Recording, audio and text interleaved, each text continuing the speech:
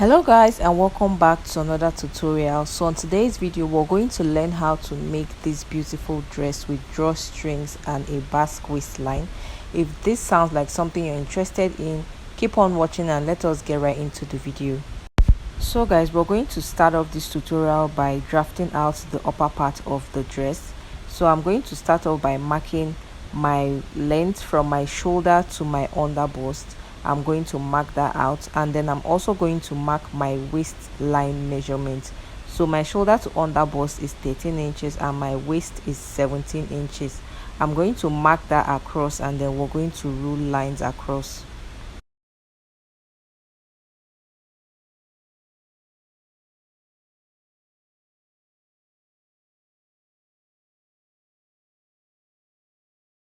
Next, I'm going to go ahead to mark my shoulder measurements divided by 2, and for me that is 7.5 inches. I'm also going to mark the length of our sleeve. I'm going to work with 10 inches. So from that point where I marked my shoulder measurement, I'm going to mark 10 inches, and then we're going to extend the line. After extending the line, I'm going to go ahead to mark my neckline.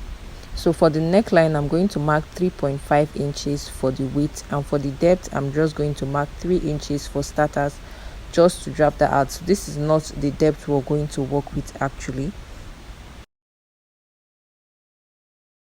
Next, we want to mark out our armhole opening, and something I forgot to mention is you need to go down on this part here by 1 inch for your shoulder slope before going ahead to mark your armhole opening. So I'm going to mark 10 inches for my armhole opening, and then we're going to rule this straight down.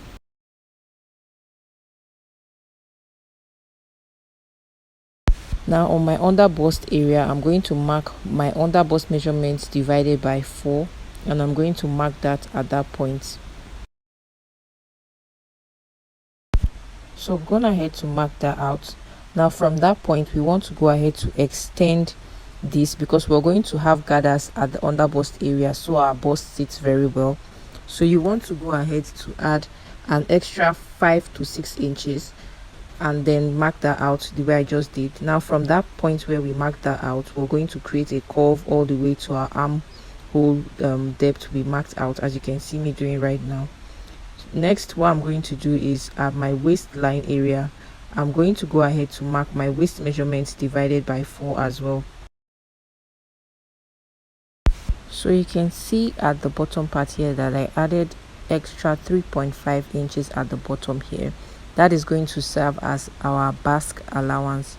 So we're going to go ahead to rule the under bust and the waistline to meet each other, and then we're just going to rule that from that point all the way down to create our Basque effect.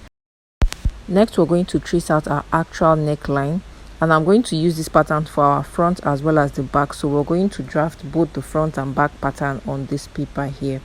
So I'm just going to rule from my shoulder line all the way down to my under bust, as you see me doing right now, and that is going to serve as the front. But for the back, I do not want it to be as open as the front, so the measurement for the back is going to be different from the measurement for the front. So for the back, I'm just going to go ahead to mark 10 inches, and then we're going to rule that again to meet that point we just marked. So that is going to serve as the back. Now we're just going to go ahead to cut out our pattern. So before we cut this out, like I mentioned earlier, we want to come down here by 1 inch. This is what you do before you go ahead to mark out your opening. I actually forgot, and I am doing it right now. So I'm just going to retrace that back into our shoulder to create the shoulder slope. So you can see that we now have 9 inches. I'm going to go ahead to add 1 inch back into this to correct that, because I want my armhole opening to be 10 inches. Now I'm going to cut this out.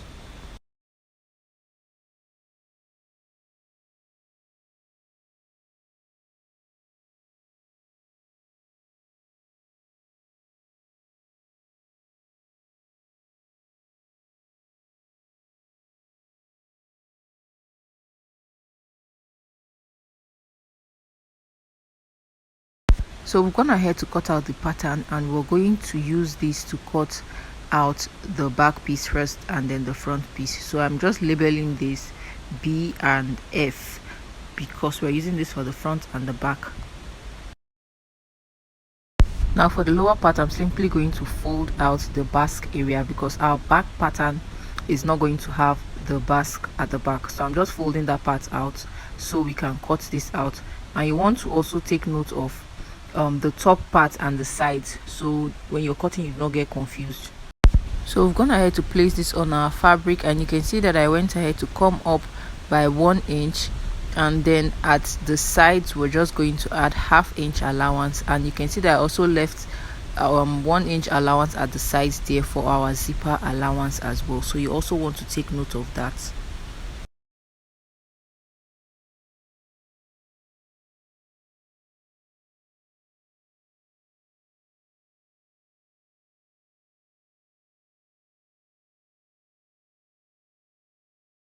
For the front, we went ahead to come out at this point here by 2 inches because the front is going to overlap each other, and that is why we came out by 2 inches on this point.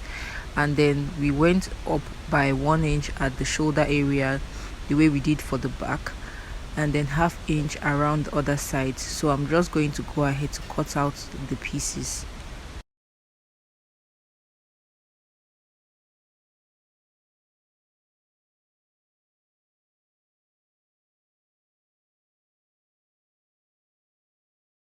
For the back piece, we're going to leave out 1 inch zipper allowance, and then on this other side we're going to leave out 1 inch seam allowance.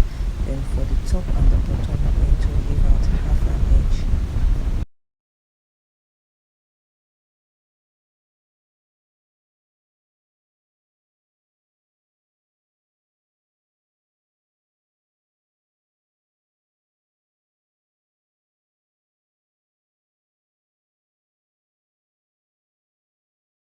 Now I'm cutting the front piece on fold, leaving out 1 inch sewing allowance at the sides, then at the top and the bottom we're leaving out ½ inch.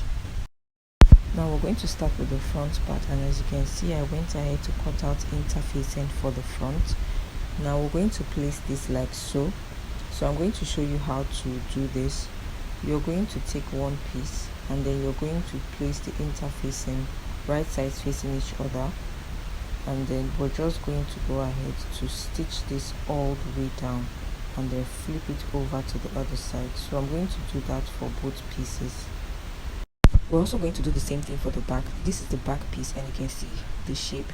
We did the same thing, cutting out interfacing for the back as well, and we're just going to place them right sides facing each other like this, and then we're going to stitch this all the way following the shape we have there. So I'm going to sew the both of them and then come back to show you. So guys, after sewing, this is what we have. We want to go ahead to give it a good press. Now on the front piece, I'm just holding that point there, and then I'm going to mark out that 2 inches overlap we have there, and I'm going to create a notch. After creating the notch on this point here, we want to open this up and then run loose stitch along the bottom part of the front piece. So we're going to do the same thing for all the pieces. Now I've gone ahead to create the loose stitch. Now on this point where we have the notch for the 2 inches overlap, I'm going to pin them together. So you're going to overlap it and then pin it in place. Now we're going to go ahead to start creating the gathers. You want to make sure you're doing this close to your under bust area so that when you're wearing this, your butt sits there comfortably. And then you're going to gather this to get exactly what you have on your under bust for the lower part, so you can attach this to the lower part of the dress. I hope you understand.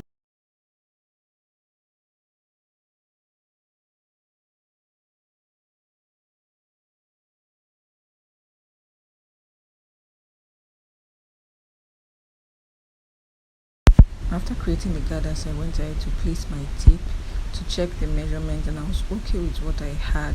So now I went ahead to bring in the lower part. So this is the lower part. We're going to place this right sides facing each other for us to sew. So we're going to bring in the lining piece we cut out for the bottom part, and we're going to use that to sandwich the upper part in the middle, and then have the lining piece be on the wrong side here, the way you see me adding it on. You want to make sure you pin this to secure it in place, and then we're going to start sewing.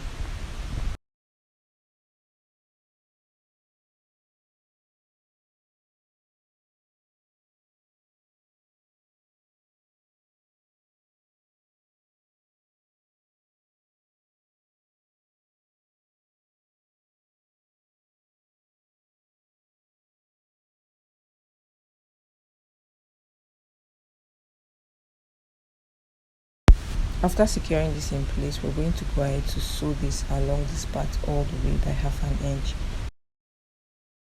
I went ahead to sew this, and this is what it looks like. I also went ahead to sew the sides as well, as you can see. So this is what we have. Next, we're going to go ahead to fold the sides, the armhole area. We're going to fold it like this, and then we're going to stitch this all the way down. So you want to do that for both sides, and then we're going to set this aside to work on our back piece. So for the back pieces, I also went ahead to create loose stitch at the bottom, as you can see. So we want to gather this as well to match up with the bottom part of our bodice. So I'm just going to create the gathers till it gets to the desired width that I need, exempting the zipper allowance at the back. So you don't want to create your gathers towards that point. That part should be gathers free, if I should say. And I'm just placing my tape to see if I've gotten the desired width that I want, and then I'm going to work on the other side.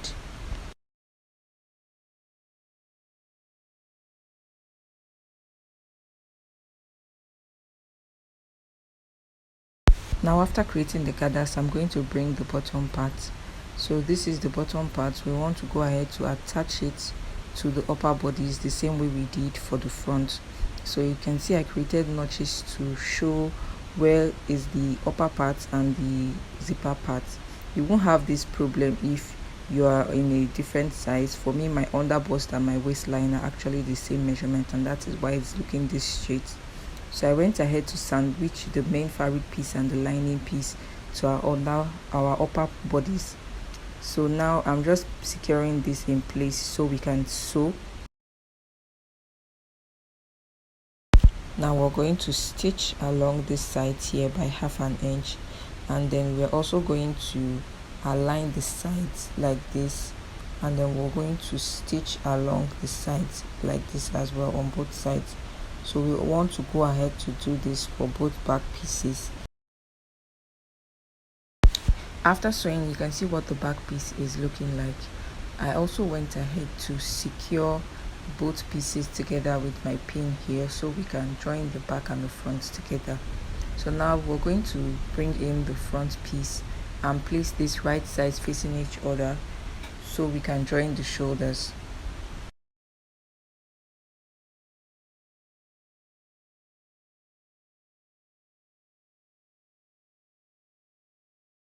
So you can see that I went ahead to roll out the 1 inch line on the shoulder area. Now we're going to sew along that line all the way down on both sides. So we've gone ahead to join the shoulders together, as you can see. Now we're going to open this up to attach our ropes at the shoulder area. You can see I went ahead to sew fabric straps for the ruched effect at the shoulder area. Now you want to place this underneath that allowance we have there, and then you fold in 1/2 inch like this, the way you see me doing, and then you want to go ahead to stitch this all the way down and then secure it at the top there so it doesn't pull out. So that is what we're going to do. You want to make sure you don't stitch on the straps so it doesn't get stuck when you're trying to create that ruched effect. So I'm placing the second piece in, and we're going to fold in 1/2 inch and then stitch it down and secure that part. So that is what we're going to do now. So this is what it looks like after adding the ropes. You can see the ruched effect that it gives.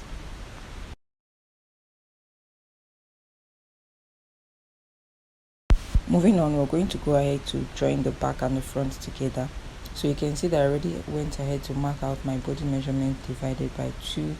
We want to align the front and the back together properly so we can go ahead to stitch this. So from this armhole area, you want to hold that part down, and then you're just going to stitch this from this point all the way back into the measurement we've gone ahead to mark. So that is what we're going to do now. So I've gone ahead to sew the sides of the top, and this is what we have. You can see what the back is looking like as well. Now we're bringing in the fabric for the lower part. So we want to start attaching the fabric for the lower part now, and you want to take note of the length you have. So for me, what I have is 17.5 inches excluding our basque effect. So we want to make sure we have our desired length for the bottom part. So for me, I was working with 40 inches plus my folding allowance for the bottom part, 40 inches, and that is what I have here. And for the width, you want to measure around the bottom part to see what you have there. So I'm placing my tape at that bottom part here to take the measurements, and what I had was about 35 inches. So I'm going to multiply 35 inches times 3, and whatever I have, that is going to be the width of my fabric for the lower part. So when we create our gathers, we have a lot of fabric to work with, and the gathers effect comes out really nice. So we have approximately 35 times 3 of our width, the desired width we want. Now you want to stitch loose stitch across the top part. As you can see, I already went ahead to do that.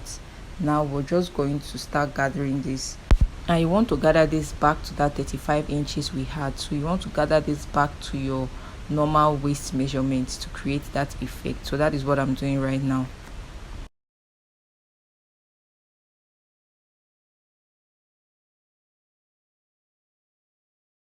After creating the gathers, I'm bringing back the upper bodice. So this is what we have. I went ahead to open this up, and then we're going to bring back the lower part we've gone ahead to gather. So this is what we have. Now we want to place them right sides facing each other. Now I'm going to go ahead to sew this, joining them together by 1/2 inch all the way to the other side. So we're going to take this to the machine now.